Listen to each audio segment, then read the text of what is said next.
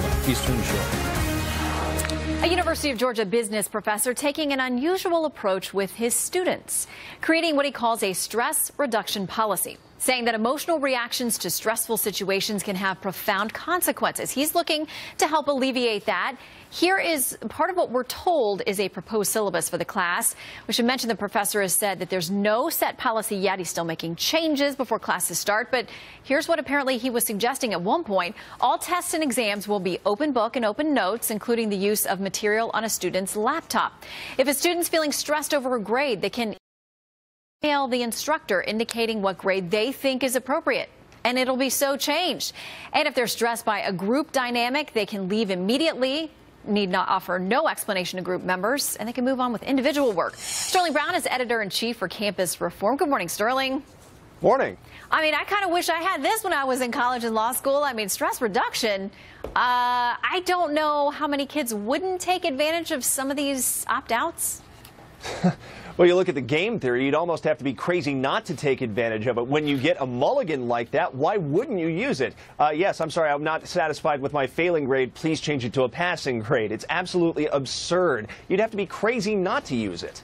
Okay, so one of the things we're told is not only the changing of the grade, but if you don't like the group dynamics, if you feel uncomfortable in any way, you can opt out of the group project. I don't know about you, didn't love group projects only because I was like, I'm going to carry this whole thing. You're not going to mess up my grade. And so people like being in group projects with me, I think. But if you don't feel like the group is working for you, you can walk away with no explanation. But also at the end of all this, the professor said, ultimately, the responsibility is on the student individually. I don't know how these other 3 or 4 things lead to that statement. Well, the whole idea of just reducing stress for these college students, I understand college can be stressful, and you can end up with a situation where you have a poisonous academic environment. You've got people who are on suicide watch because they're so stressed about their grades. But merely dealing with difficult things, working to put through grades, dealing with people you dislike, that's stuff you have to put up with in the real world, okay? Your business that you work for after you graduate is not going to give you a mulligan when you mess up their database system and cost them untold amounts of money and time. This is not how the real world deals with these things. And unfortunately, we see this sort of stuff at the Leadership Institute's campus reform all the time. Universities are working to coddle their students with this stuff.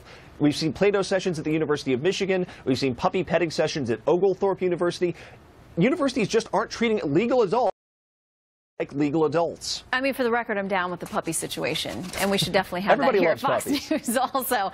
But yeah, let's talk about the role of college as it's been interpreted over the last several decades and whether this kind of behavior does prepare you for the real world. Because, of course, there are those of us, old geezers who worry about these kids and think they're being so protected now that they will only be disadvantaged when they get into a real workplace where nobody cares about hurting your feelings.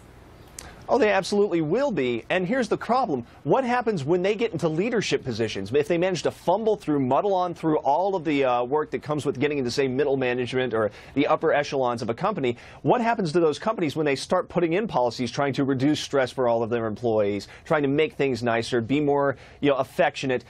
You're going to run those companies into the ground. Look at what just happened with Google, where you have such tremendous groupthink in that company that a person putting out a memo, a 10-page memo saying, hey, we ought to be hiring based on merit and not various different diversity categories, gets run out of town on a rail. You end up with all sorts of problems in different companies. That's what we're going to be looking forward to here in 10, 15, 20 years. Well, speaking of merit, I know that there's one college that you all may have documented, we read about recently, that actually said the idea of a meritocracy is a microaggression. For you to say things like, in this country, if you work hard, you can be anything and do anything, is untrue and unkind and insulting.